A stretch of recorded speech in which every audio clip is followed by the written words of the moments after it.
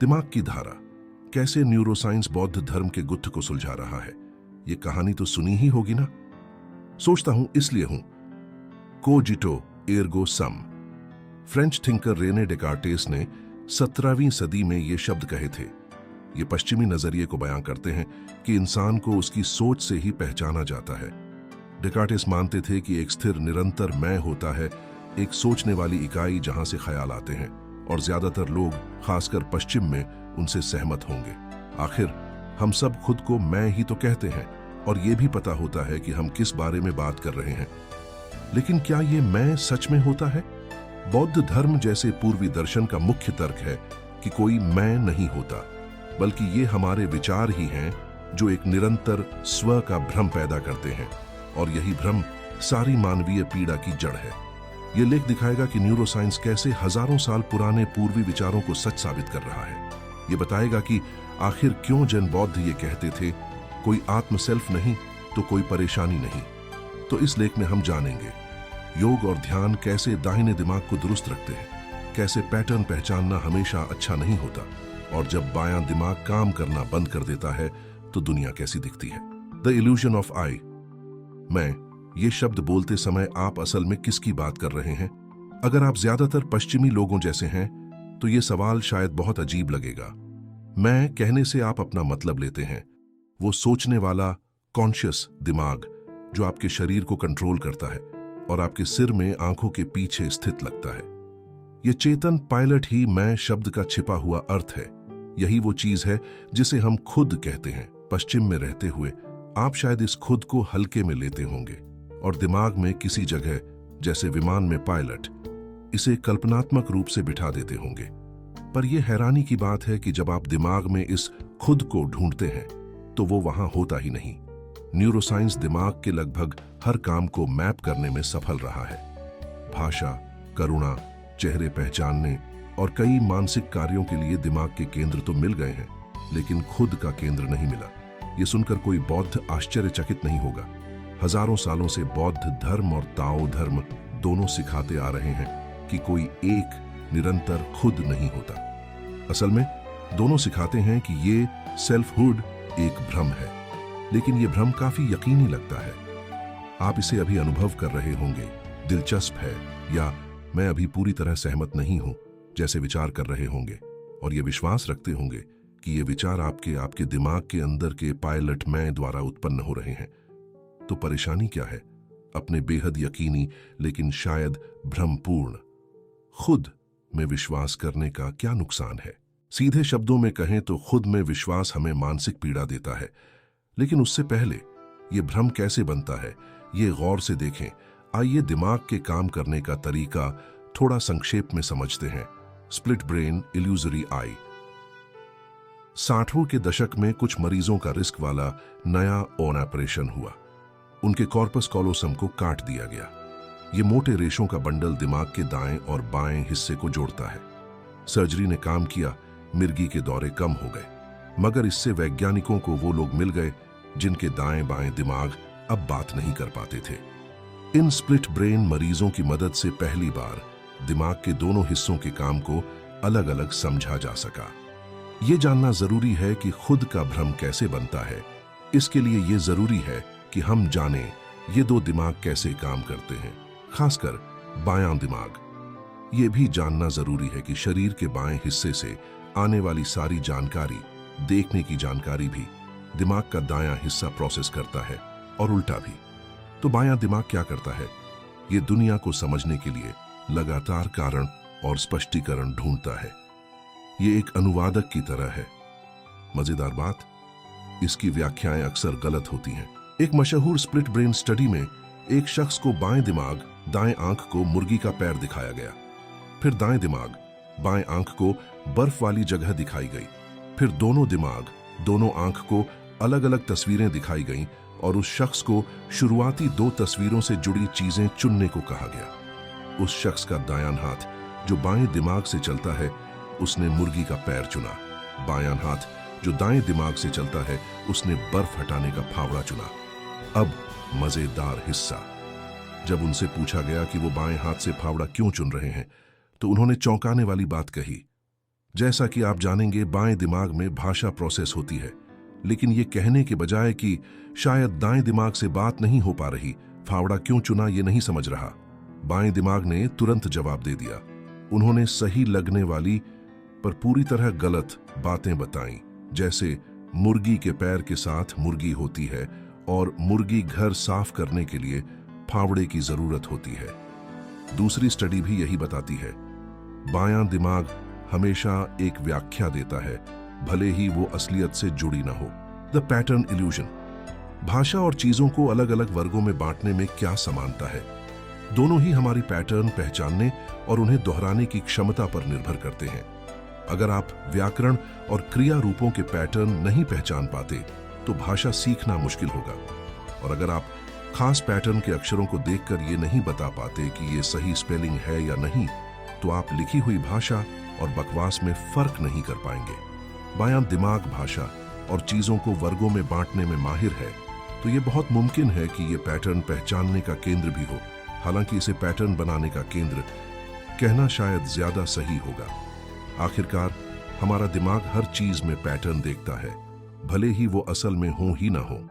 इसे समझने के लिए 1920 के दशक में डॉ हरमन रोरशर द्वारा किए गए स्याही धब्बा परीक्षण को याद करें। इस टेस्ट में लोगों को कागज पर बेतरतीब स्याही के धब्बे दिखाए जाते हैं।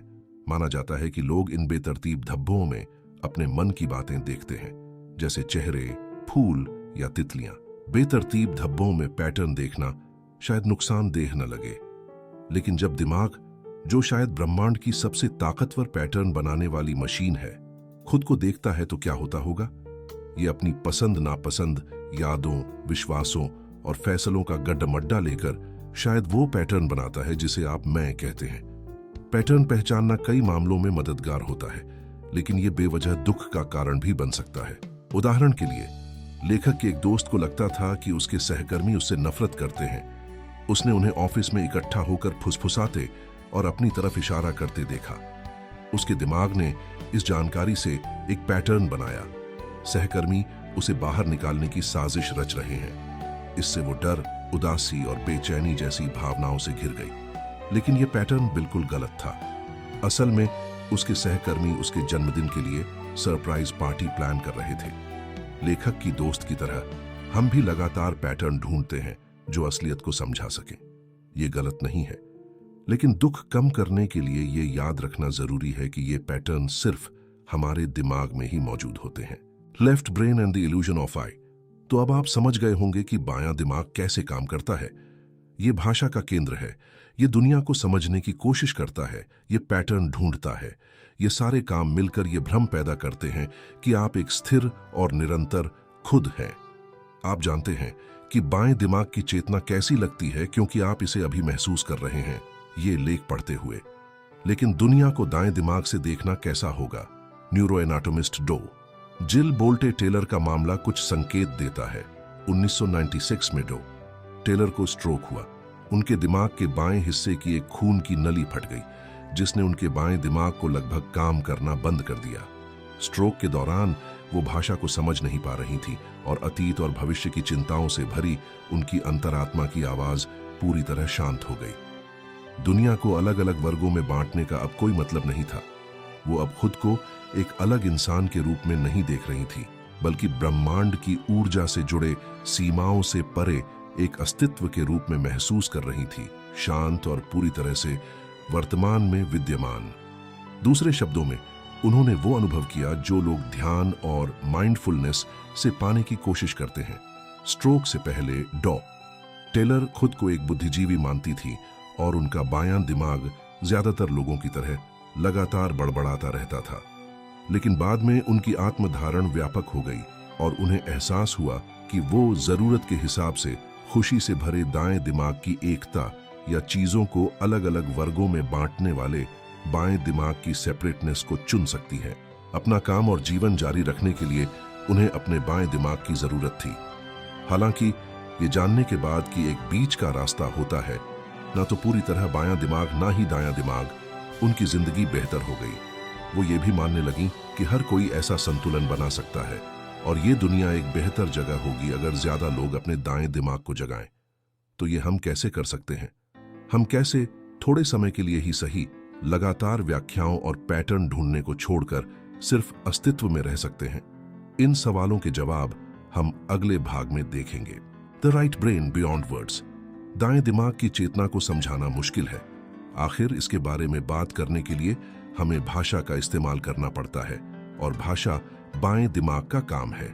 इसके अलावा क्योंकि आपका अहंकार, ईगो, वो मैं जिसका आप जिक्र करते हैं, बाएं दिमाग का बना हुआ है, तो आपके लिए एक सामान्य पश्चिमी नजरिए में दाएं दिमाग की चेतना का अनुभव करना नामुमकिन है। दरअसल जिस पल आप किसी अनुभव को शब्दों में बयां करना शुरू करते हैं, आप वहीं बाएं दिमाग पर स्विच कर चुके होते हैं। दाएं दिमाग की चेतना को समझने का सिर्फ एक ही रास्ता है, उसका अनुभव करना। तो चलिए कुछ तरीके देखते हैं कि आप ऐसा कैसे कर सकते हैं। थोड़ा सरल शब्दों में कहें तो बायां दिमाग भाषा का केंद्र है, वहीं दायां दिमाग स्थानिक चीजों का केंद्र है। जब आप किसी चीज को पकड़ने के लिए हाथ बढ़ाते हैं तो ये आपका दायां दिमाग होता है जो आपके हाथ को सही से चलाता है, आपकी उंगलियों को एडजस्ट करता है ताकि वो चीज को पकड़ने के लिए सही दूरी पर हो। इस क्रिया के पीछे का मानसिक पहलू हमारे दिमाग में उसी तरह स्पष्ट नहीं होता जैसे गणित का सवाल हल करते समय होता है।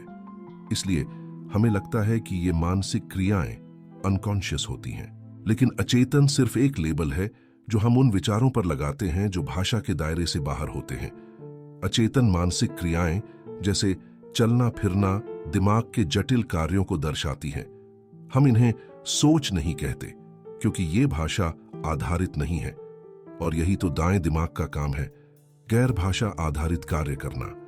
इसलिए हजारों सालों से चली आ रही योग और ध्यान की क्रियाएं आपके दाएं दिमाग की चेतना को जगाने के लिए एकदम सही हैं।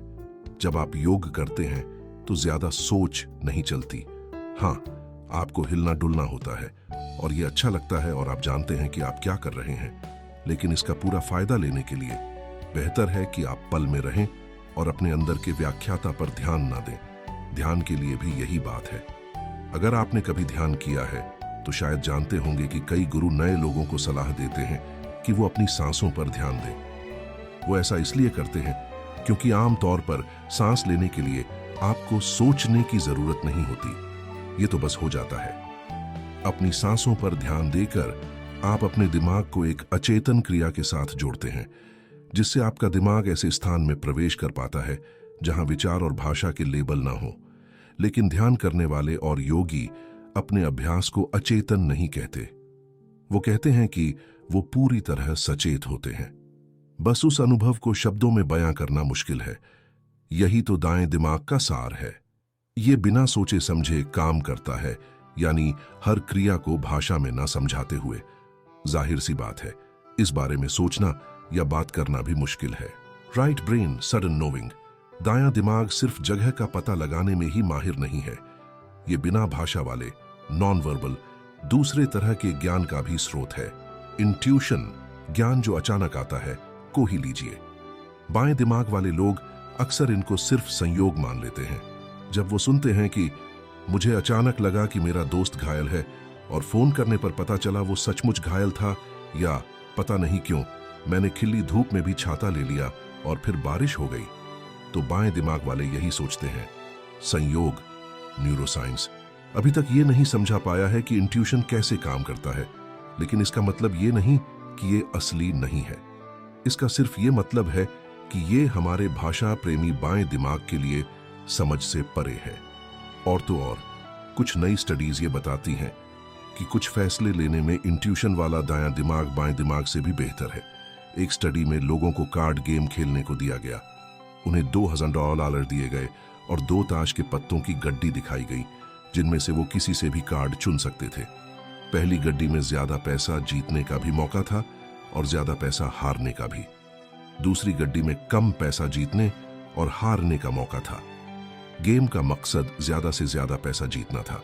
असल में ज्यादा पैसे जीतने के लिए लोगों को दूसरी गड्डी से कार्ड चुनना चाहिए था, लेकिन ज्यादातर लोगों को यह समझने में 50 से 80 कार्ड चुनने जितना वक्त लगा। वहीं उनके दाएं दिमाग ने यह बहुत जल्दी समझ लिया। अगर आपको हमारी वीडियो पसंद आई हो तो कृपया इसे लाइक करें और हमारे चैनल को सब्सक्राइब करना न भूलें। इस तरह आप हमारे नवीनतम वीडियोस की जानकारी सीधे अपने इनबॉक्स में प्राप्त कर सकते हैं। हमारे साथ जुड़े रहें और नई नई जानकारियां प्राप्त करते रहें। धन्यवाद। देखिए, रिसर्च करने वाले लोग इन लोगों के हाथों के पसीने को भी माप रहे थे ताकि ये पता चल सके कि वो कितने घबराए हुए हैं। पहली गड्डी से सिर्फ 10 कार्ड चुनने के बाद ही लोगों के हाथों से पसीना आने लगा। ये बताता है कि कोई अचेतन, बिना सोचे समझे वाला ध्यान उनके दिमाग में खतरे को पहले ही समझ चुका था। और भी मजेदार बात यह है कि कुछ लोगों को कभी भान ही नहीं हुआ कि ये गेम फिक्स है, फिर भी पहली गड्डी से कार्ड चुनते वक्त उनके हाथों से पसीना आता था। ये स्टडी हमें बताती है कि इंट्यूशन कैसे काम करता है। दायां दिमाग ऐसी जानकारी को समझ लेता है जिसे बायां दिमाग नहीं समझ पाता, और फिर इस जानकारी को बाएं दिमाग को प्रेरणा या आंतरिक भावना के रूप में भेजता है। शब्दों में बयान न कर पाने के कारण बायां दिमाग ये नहीं समझा पाता कि ये जानकारी कहां से आई, लेकिन ये ज्ञान अभी भी वहां मौजूद है। बाएं दिमाग को सिर्फ इसे सुनना है। Activating right brain, compassion and gratitude Jain बौद्ध धर्म में प्रज्ञा पारमिता नाम की शिक्षा है, जो उस ज्ञान पर जोर देती है जो भाषा पर निर्भर नहीं करता। यह संभव है कि यह शिक्षा, जिसे आमतौर पर ज्ञान की पूर्णता के रूप में अनुवादित किया जाता है, शायद कुछ ऐसा है जिसे केवल दायां दिमाग ही सचमुच समझ सकता है। ये तो बनता है। आखिरकार, जैसा कि आप अब जानते हैं, दायां दिमाग कैटेगरी या भाषा के साथ काम नहीं करता है, बल्कि ये बड़ी तस्वीर को देखने में माहिर होता है और ऐसी जानकारी को समझ सकता है जिसे बायां दिमाग नहीं समझ सकता। तो दाएं दिमाग की चेतना को जगाने और शायद प्रज्ञा पारमिता के करीब जाने के कुछ और तरीके क्या हैं? पहली बात, हम करुणा, कंपैशन का अभ्यास कर सकते हैं। करुणा बौद्ध धर्म की शिक्षा का एक मुख्य अंग है, जो इसे दूसरे व्यक्ति को खुद को देखने की क्षमता के रूप में परिभाषित करता है। और जैसा कि आपने शायद अनुमान लगा लिया होगा, दायां दिमाग ही वो जगह है जहां से हमारी करुणा की भावनाएं पैदा होती हैं। दरअसल दाएं दिमाग का एक हिस्सा होता है जिसे राइट टेम्पोरोपैरिटल जंक्शन RTPJ कहते हैं, जिसका एकमात्र काम दूसरों के नजरिए से सोचना होता है। हर बार जब आप खुद को किसी और की जगह रखते हैं तो करुणा के साथ विचार करते हैं कि वो दुनिया को कैसे देखते हैं। आपका RTPJ कड़ी मेहनत कर रहा होता है। बौद्ध धर्म द्वारा समर्थित एक और दाएं दिमाग को मजबूत करने वाली चीज है ग्रेटिट्यूड। 2008 में सेरेब्रल कॉर्टेक्स में प्रकाशित एक अध्ययन ने साबित किया कि जब हम कृतज्ञ महसूस करते हैं तो दायां दिमाग ज्यादा सक्रिय होता है। और 2014 में social cognitive and affective neuroscience में प्रकाशित एक अन्य अध्ययन से पता चला कि जो लोग नियमित रूप से कृतज्ञ रहते थे, उनके दाएं दिमाग में ग्रे मैटर ज्यादा होता था। इसलिए सक्रिय रूप से कृतज्ञ होने का प्रयास करें। उदाहरण के लिए, ट्रैफिक जाम के बारे में शिकायत न करने के बजाय सच्ची कृतज्ञता महसूस करने का प्रयास करें। शायद ट्रैफिक एक तोहफा है जो आपको कुछ बहुमूल्य अकेला समय दे रहा है। सच्ची कृतज्ञता महसूस करना एक चुनाव है, और यह खुद को अपने दाएं दिमाग के साथ संरेखित करने के सर्वोत्तम तरीकों में से एक है। दैनिक जीवन में अपने बाएं दिमाग के व्याख्याता के साथ खुद को ज्यादा जोड़ लेना बहुत आसान है।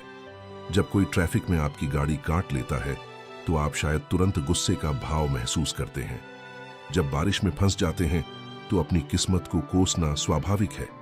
लेकिन याद रखें, इन घटनाओं को बुरा के रूप में समझना आपके बाएं दिमाग द्वारा उत्पन्न होता है, और ये व्याख्या आपको दुखी करती है। अधिक करुणा और कृतज्ञता महसूस करके, और यही महसूस करके कि आपका ये दुख सिर्फ आपके दिमाग के एक हिस्से का ही बनाया हुआ है, आप कम तनाव, चिंता और मानसिक पीड़ा वाले जीवन जी पाएंगे। Left brain versus right brain. तो अब ये तो समझ गए ना, बायां दिमाग भाषा का घर है। ये दुनिया को डिब्बों में बांटता है और हर चीज को मतलब देता है। ये एक ऐसे आप का भ्रम बनाता है जो हमेशा बना रहता है। लेकिन क्या होगा अगर हम दुनिया को सिर्फ बाएं दिमाग से नहीं बल्कि दाएं दिमाग से भी देखें? दायां दिमाग भाषा से परे है। ये पल में जीने और सीधे अनुभव करने के बारे में है। ये खुशी, करुणा और जुड़ाव की भावनाओं का स्रोत है। पूरब की योग और ध्यान जैसी क्रियाएं दाएं दिमाग को जगाने का शानदार तरीका है। इनका अभ्यास करने से आप कम सोचेंगे और ज्यादा महसूस करेंगे, और नतीजा कम चिंता, कम तनाव और शायद आपके भ्रम से मुक्ति।